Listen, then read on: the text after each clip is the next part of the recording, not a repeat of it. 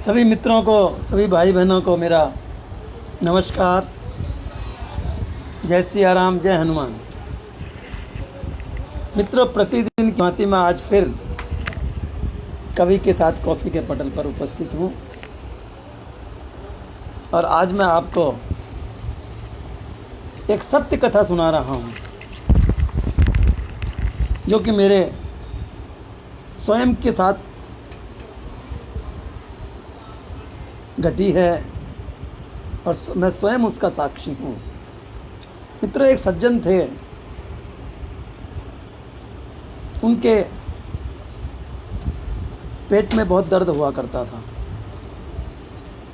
उन्होंने पेट दर्द के लिए अनेकों डॉक्टरों से, वैद्यों से दवा ली, मगर उनको कोई लाभ नहीं हुआ। उनका पेट दर्द वैसे ही बना रहा। एक रोज़ वे अपने एक मित्र के साथ मेरे पास आए।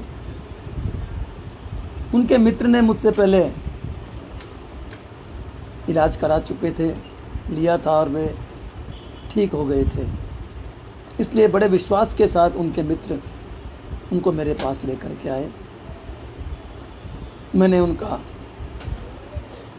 परीक्षण किया, उनकी जांच की, निदान किया और उन्हें मैंने 3 दिन की दवा पुड़िया बना करके दे दी। वे ले गए और 3 दिन बाद आके मुझे कहा कि डॉक्टर साहब, मुझे 30% लाभ है, आप मुझे यही दवाई पुनः बना कर दे दीजिए। मैंने इस बार उनको 7 दिन की दवा दे दी। इस बार भी वे आके उन्होंने कहा कि हमें 70% लाभ है। मैंने उन्हें फिर 5 दिन की दवा बना करके दे दी और कहा कि इस बार आप बिल्कुल ठीक हो जाएंगे। लेकिन मित्रों, जब 5 दिन के पश्चात में मेरे पास आए तो बड़े व्याकुल और बेचैन थे। उनके मित्र भी आए, उन्होंने भी मुझे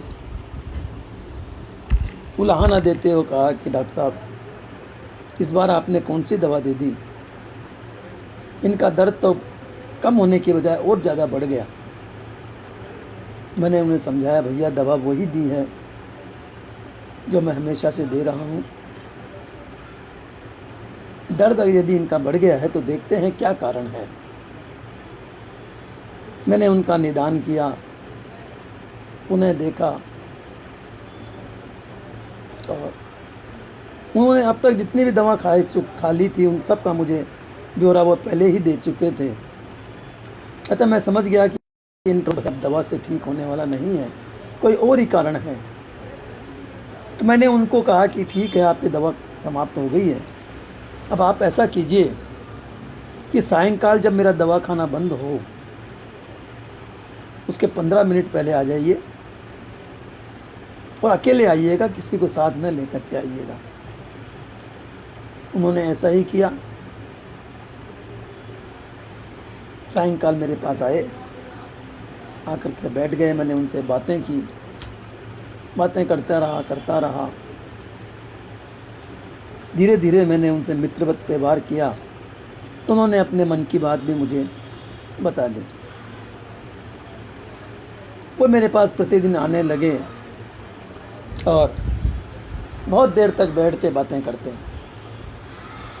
धीरे धीरे उनका पेट दर्द बिना दवा के ही ठीक होने लगा और कुछ दिनों पश्चात उनका पेट दर्द बिल्कुल समाप्त हो गया। उन्होंने मुझे मेरे यहाँ आना भी बंद कर दिया। लेकिन कुछ दिनों के पश्चात उनके मित्र और वे दोनों मेरे पास आए। मिठाई का एक डिब्बा था और साथ में एक लिफाफे में उन्होंने 2100 रुपये रखे हुए थे और मुझे ये कहते हुए दिया कि डॉक्टर साहब, आपने मुझे बिल्कुल निरोग कर दिया, मेरे रोग को आपने मिटा दिया। इसके लिए मैं आपको धन्यवाद देता हूँ। और ये मिठाई का डिब्बा आपके और आपके बच्चों के लिए है, और इसमें आपका मेहनताना, आपकी फ़ीस, जो भी आप समझें, आपकी भेंट मैं लेकर आया हूँ। मैंने उन्हें कहा कि भैया मिठाई तो मैं अवश्य लूँगा, लेकिन मेहनताना मेरा कुछ नहीं है। मैंने उनको ये कहते हुए लिफाफा वापस लौटा दिया। तो उन्होंने, उनके मित्र ने मुझसे कहा कि डॉक्टर साहब आपके पास क्या दे रहे हो? कौन सी दवा थी, दे रहे हो क्या? आगे 2 मिनट बाद के लेना फिर। कौन सी दवा थी जो आपने इसको दी और ये ठीक हो गई। मैंने कहा भैया मेरे पास कोई दवा नहीं थी,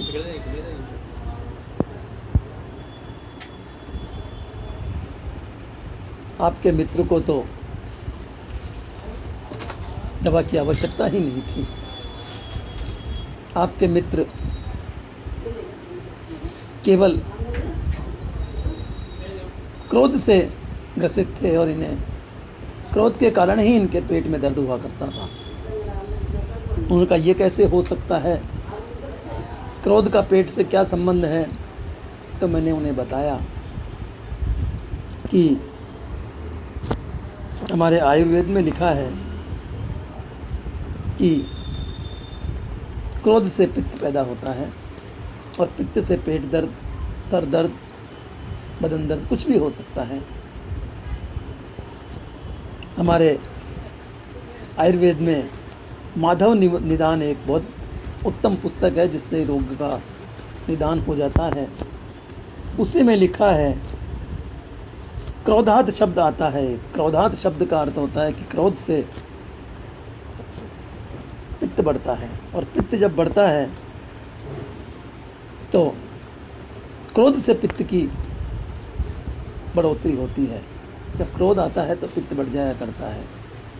जब पित्त बढ़ता था, इनको क्रोध आता था, उनको मैंने पूरी बात बताई कि इनके ये जो हैं अपने बड़े भाई के साथ रहते हैं, विद्यार्थी हैं, भाभी के साथ रहते हैं, लेकिन इनके पड़ोस में रहने वाला एक सज्जन इन्हें बहुत परेशान करता है। वो इनके भाई साहब को टाइप किया हुआ पत्र अनजान नाम से बेहुदेपने से लिखकर भेजता रहता है। इनको मालूम भी है कि ये पत्र कौन लिख रहा है, लेकिन किसी भी साक्षी के अभाव में वो कुछ नहीं कर सकते, केवल क्रोध ही करते थे। और जब मेरे पास प्रथम बार ये आए थे और अपनी बात बताई थी, तब भी इन्हें बड़ा क्रोध आ रहा था। अपने हाथ जो है वो टेबल पर मार रहे थे। मैंने इन्हें समझाया कि क्रोध से कुछ नहीं होगा, क्रोध को शांत कीजिए, क्रोध से आप स्वयं बीमार पड़ जाएंगे, उसका कुछ नहीं बिगड़ेगा। आप क्रोध करके, अपनी भाव भंगिमा दिखा करके अपने दुश्मन को जो है प्रसन्न कर रहे हैं। आप उसे इस तरह से करिए, आप इस तरह से रहिए कि उसको ऐसा लगे कि आप उसके पत्र का आप पर कोई प्रभाव नहीं पड़ रहा है, और आप उस बात को भूल जाइए। वे प्रतिदिन मेरे पास आते, मैं उन्हें समझाता रहा। धीरे धीरे वे उस बात को भूल गए और आज वो निरोग हो गए। तो मित्रों, क्रोध से भी जो है आदमी बीमार होता है, अनेक बीमारियां उसको घेर लेती है। इसलिए काम, क्रोध, मद, लोभ इनसे दूर रहें। ये भी अनेकों बीमारियों का कारण बनता है।